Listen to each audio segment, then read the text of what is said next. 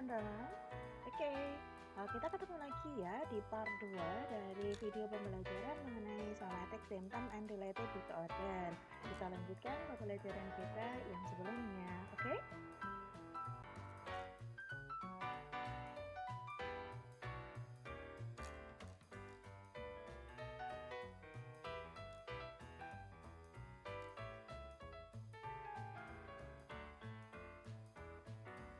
Kita review, jadi ini adalah 6 kriteria gejala yang termasuk dalam symptom related untuk somatik, gangguan somatik ya. Oke, kita lanjutkan ke bagian other specified somatic symptom and related disorder.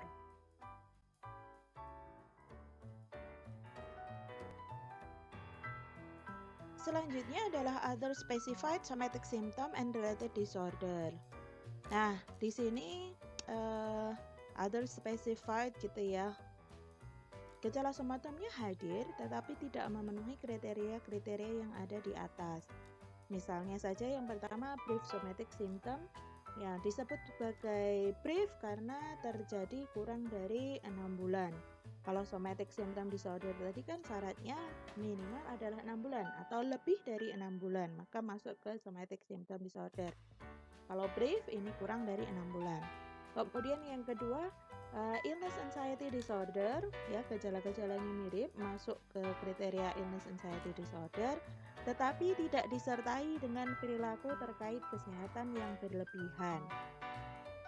Jadi dia hanya merasa sakit gitu aja ya, tetapi di perilakunya tidak melakukan apa-apa. Kemudian yang ketiga adalah pseudociesis, yaitu false belief about being pregnant.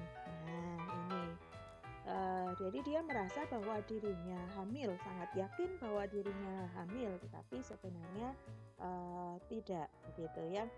Sebenarnya ya dia nggak hamil gitu, tapi dia merasa mual-mual, wah ini kayaknya hamil, terus sampai dengan merasa perutnya, wah ini memang perutku membesar gitu ya, padahal sebenarnya tidak. Oh iya, satu lagi yang belum saya tuliskan di sini ya, mohon maaf, yang termasuk masih tercatat di halaman 323 di DSM-5, yaitu brief illness anxiety disorder. Jadi dia memenuhi kriteria-kriteria gejala untuk illness anxiety disorder, tetapi dia mengalaminya kurang dari 6 bulan, maka disebut sebagai brief. Begitu ya teman-teman, mohon maaf ada yang kurang tertera di PPT ya, sudah saya koreksi. Baik, yang terakhir adalah unspecified somatic symptom and related disorder. Jadi di sini yang terakhir masuk ke dalam kelompok ini ketika tidak dapat memenuhi kriteria tetapi perasaan tidak nyamannya itu sangat nyata, distress klinisnya nyata. Nah, kenapa masuk ke dalam kelompok terakhir ini? Biasanya terjadi karena informasi yang insufficient atau tidak cukup. Nah, kita dapat memasukkan sementara diagnosis unspecified somatic symptom and related disorder ini ke dugaan sementara. Maka setelahnya kita lanjutkan dengan proses assessment untuk mendapatkan data yang lengkap.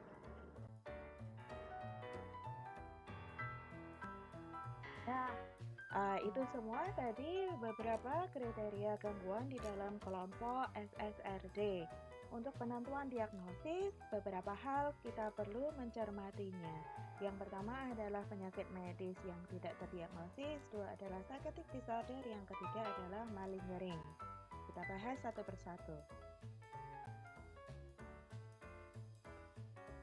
Baik, maksudnya apa sih kita perlu mencermati 3 hal ini? Maksudnya adalah untuk memastikan saja bahwa gejala-gejala yang dialami oleh klien atau pasien tersebut memang bukan disebabkan oleh ketiga hal ini, sehingga dapat masuk ke dalam kelompok gangguan somatic symptoms and related disorder. Nah, yang pertama adalah penyakit medis yang tidak atau belum terdiagnosis. Nah, ini adalah penyakit-penyakit yang memang gejalanya sangat mudah semacam apa ya, tersembunyi atau terkamuflase dalam gejala-gejala dari penyakit yang lainnya. Jika tidak datang ke lab atau memeriksakan diri secara intensif, nah bisa jadi memang penyakit-penyakit ini tidak diketahui oleh pasien atau oleh klien. Nah, contohnya adalah infeksi HIV ya, begitu. HIV ini sendiri juga membutuhkan waktu yang lama sehingga sampai pada penyakit muncul AIDS gitu ya, muncul penyakit AIDS sehingga masa inkubasi dari virus ini cukup lama. Dan di awal-awal terinfeksi, presentasi gejala juga sangat bervariasi, yang mana akan sangat dimungkinkan klien atau pasien tidak aware bahwa dia terinfeksi virus ini. Nah, begitu juga dengan virus yang sekarang ini lagi hits ya, teman-teman, COVID-19. Itu gejala-gejalanya juga sangat mirip dengan gejala-gejala virus yang lain, misalnya saja virus influenza. Nah, jika demikian sangat memungkinkan dalam kondisi sekarang ini banyak individu yang melaporkan mengalami perasaan dia merasa tidak enak badan, tidak nyaman begitu ya, ada gejala somatik yang muncul. Nah, itu bisa juga memang kemudian disebabkan oleh infeksi virus ini. Yang berikutnya yang perlu dicermati adalah adanya psychotic disorder. Nah, di sini kata kuncinya pada halusinasi.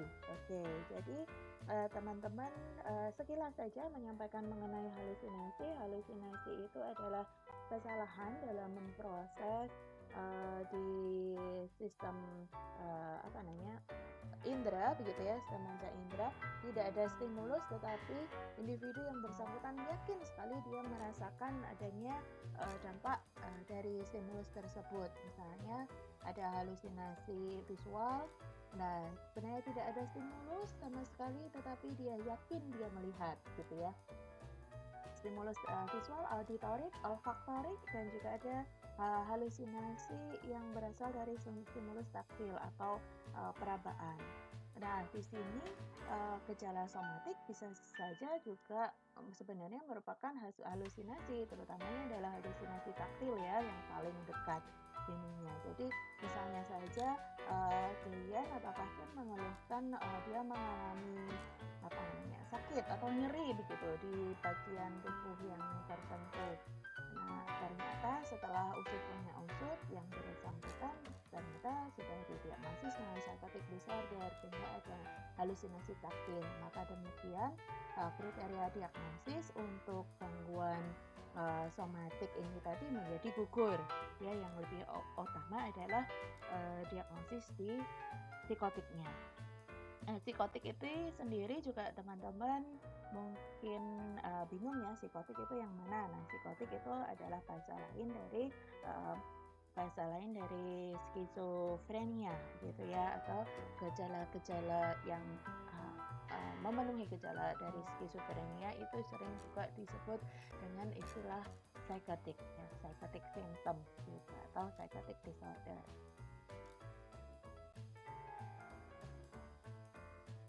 Yang terakhir adalah malingering atau berpura-pura sakit. Loh, ini apa ya bedanya dengan factitious disorder?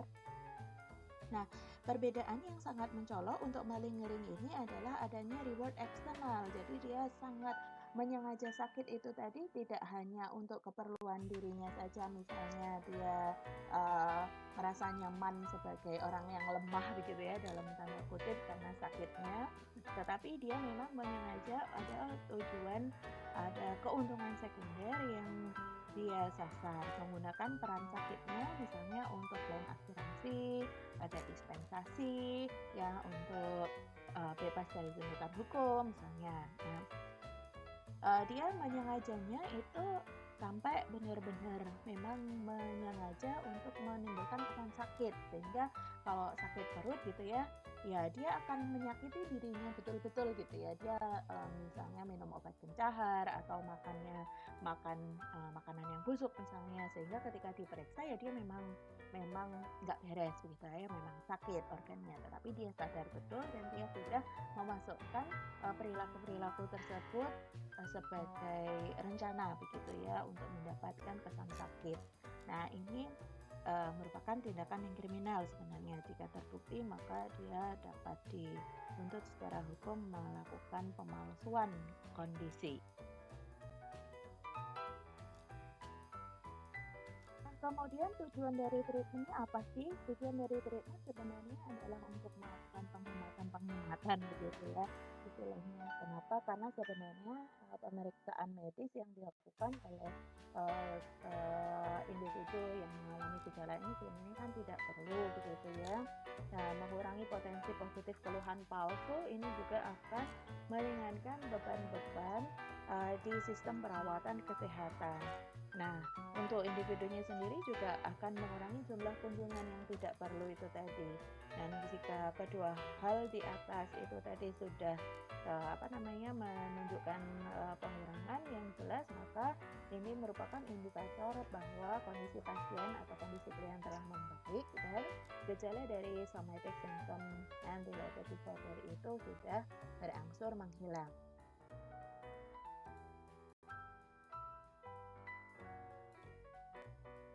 Variasi treatment itu sangat banyak sekali dan klien atau individu juga dibebaskan untuk memilih yang mana menurut pilihan dan dijalani bersama dengan praktisi yang cocok begitu ya.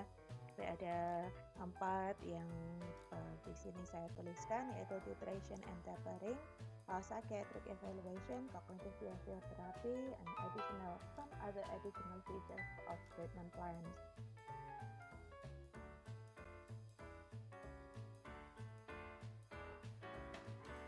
Baik, yang pertama adalah titration and tapering. Nah, kata kunci dari titration and tapering proses ini tadi adalah untuk mengurangi. Jadi, semacam mengurangi dosis gitu ya. Kalau selama 1 bulan dia datang untuk memeriksakan diri karena tentang kondisi kesehatannya tadi. Misalnya dia datang selama 1 minggu itu katakan 2 kali, jadi sebulan sama 8 kali gitu ya dia datang ke puskesmas atau rumah sakit. Nah, bisa juga tiba-tiba dia nongol gitu ya, si klien ini tiba-tiba nongol, tidak sesuai dengan jadwalnya. Nah, titration and tapering ini adalah mengurangi atau menghentikan kunjungan darurat atau panggilan telepon yang tidak terjadwal. Jadi hanya dilayani pada janjian aja, pada waktu janjian. Dan di sini adalah peran dari health practitioners untuk menentukan jadwal. Jadi menyampaikan bahwa kondisi itu nggak apa-apa, kita akan ketemu lagi 1 bulan yang akan datang ya. Nah, ketika dia datang kembali, maka diingatkan bahwa ibu saat ini belum waktunya untuk bertemu, kita ketemu lagi di jadwal yang sudah ada ya. Nah, tetapi kemudian tetap memberikan informasi-informasi penguatan bahwa kondisi dia secara kondisi psikologis maupun kondisi medisnya memang tidak dalam kondisi darurat untuk dijaga.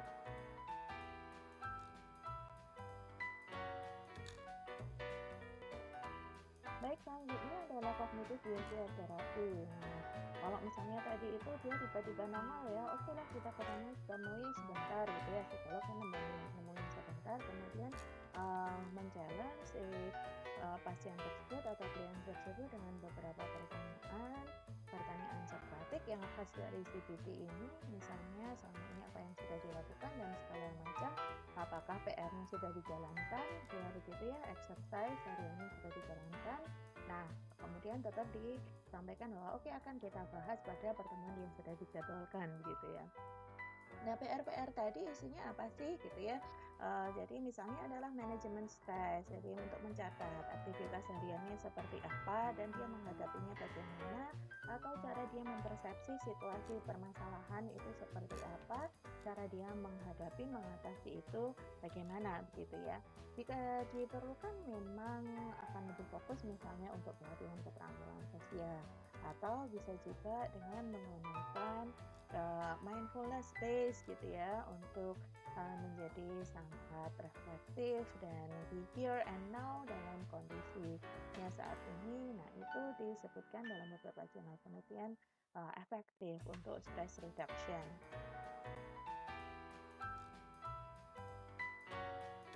Baik, yang tidak kalah pentingnya adalah evaluasi psikiatri. Nah, tadi kita sudah membahas ya untuk membedakan gejala di SSRD ini dengan gejala di psychotic disorder, maka yang diperlukan juga adalah evaluasi psikiatri. Pisahkan kondisi SSRD ini dengan kondisi komorbiditas. Misalnya saja psikotik. Jika ada gejala-gejala psikotik di situ, maka gejala psikotik tersebut diobati terlebih dahulu sesuai dengan indikasinya. Jadi diobati dengan apa? Baik dengan konsumsi dari obat-obatan antipsikotik sesuai dengan yang diresepkan oleh psikiater.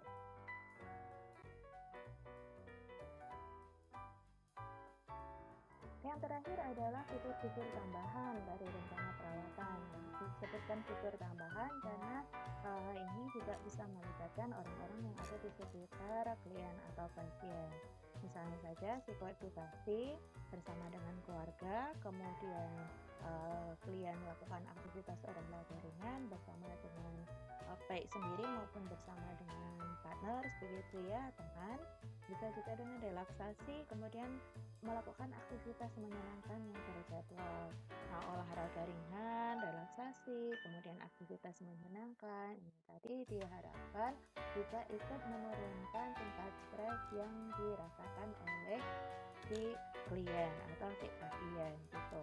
Sambil dengan melakukan kognitif behavior therapy untuk misalnya saja memperbaiki adanya distorsi kognitif. Nah, aktivitas-aktivitas ini menjadi pilihan atau tambahan alternatif ya, begitu ya, rencana perawatan yang juga akan mendukung penurunan tingkat stres yang dialami. Kemudian jika memang diperlukan obat-obatan farmakoterapi juga dapat membantu menurunkan tingkat stres ini dari sisi fisiologi. Untuk konsumsi obat-obatan farmakoterapi perlu dikonsultasikan kepada psikiater ya. Jadi jangan asal minum obat sembarangan, harus berdasarkan hasil evaluasi dan peresepan dari psikiater.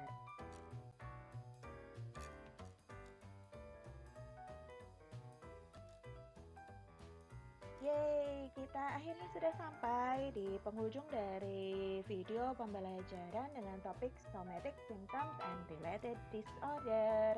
Terima kasih teman-teman sudah menyimak video ini dari part 1 sampai dengan part 2. Semoga apa yang saya sampaikan dapat diterima dengan baik dan bermanfaat untuk kita semua. Sampai jumpa pada video pembelajaran berikutnya. Salam!